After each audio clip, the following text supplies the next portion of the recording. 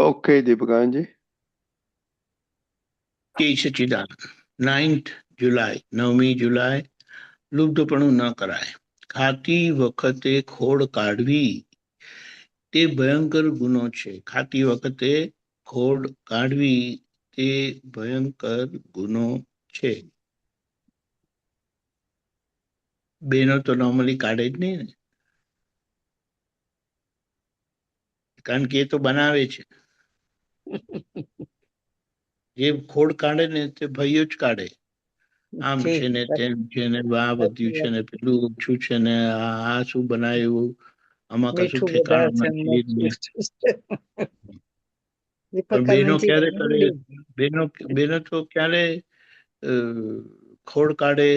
એમની વહુએ બનાવેલું હોય, કોઈના ઘરે બનાવેલું હોય તો વહુ નહીં તો કાઢો ને. અમારથી સરસ બનાવે દીપકાનંદજી.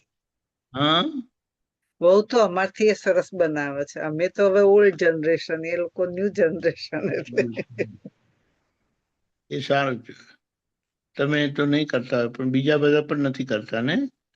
અમે ખોટું નહીં કરતા, ખોટું. એમાં બેન કે છે, હજી હું સાસુ નથી થઈ તો મને શી ખબર પડે. સાસુ થાવ તો સુમિત્રા કાઢતી હતી.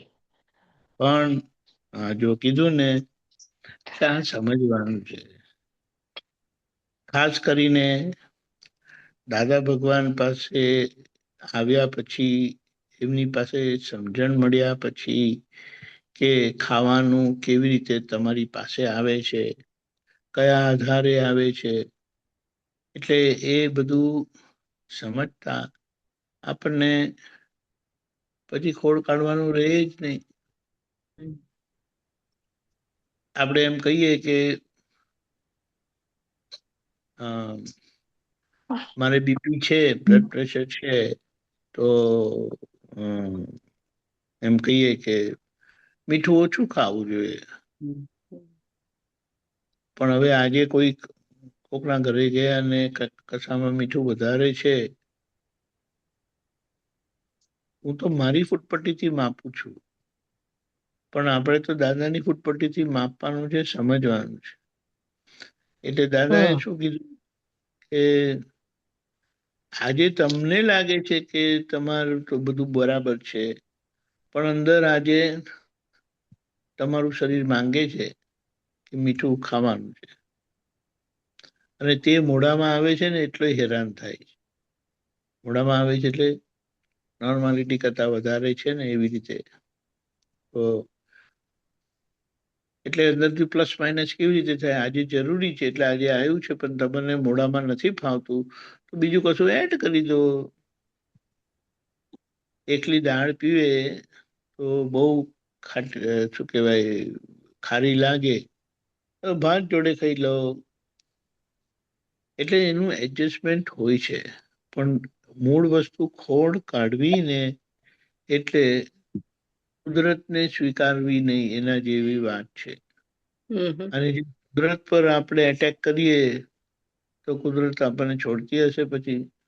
આ બધા દંડ પડે છે ને, માર ખાઈએ છે ને, ત્યાં કુદરતના કાયદા ભાંગેલા છે ને, એમનો માર ખાઈએ છે.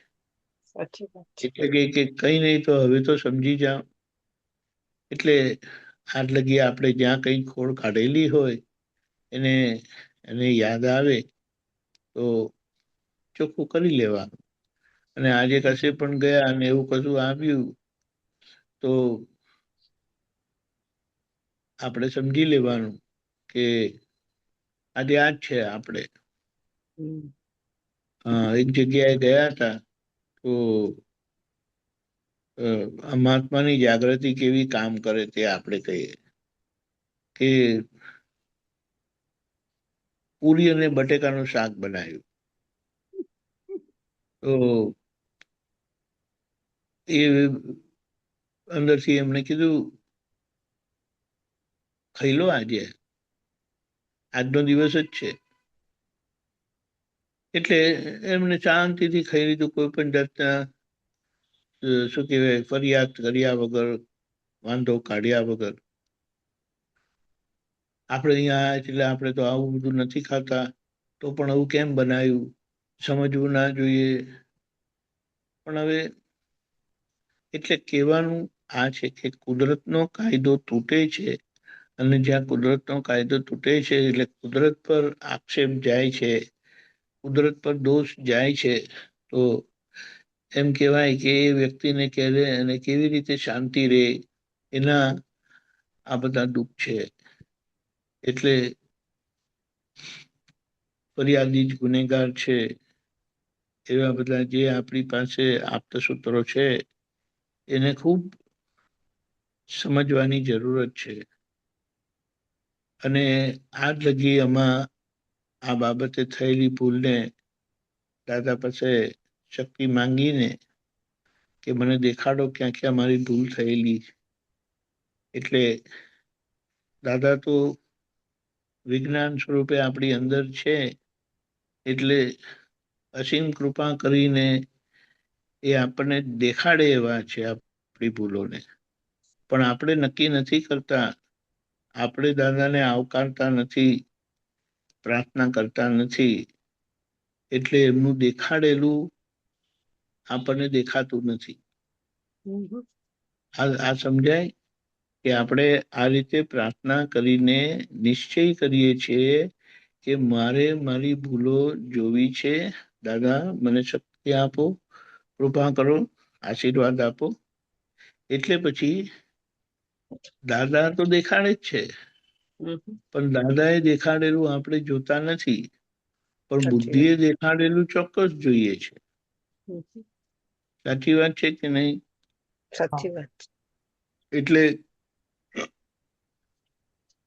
આનો ખોરાક શું છે?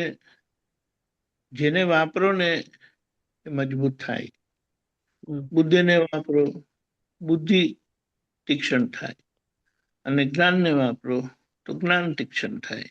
એટલે કે દાદાને વાપરીએ તો દાદા આપણી અંદર એમનો વિશેષ અનુભવ કરાવે.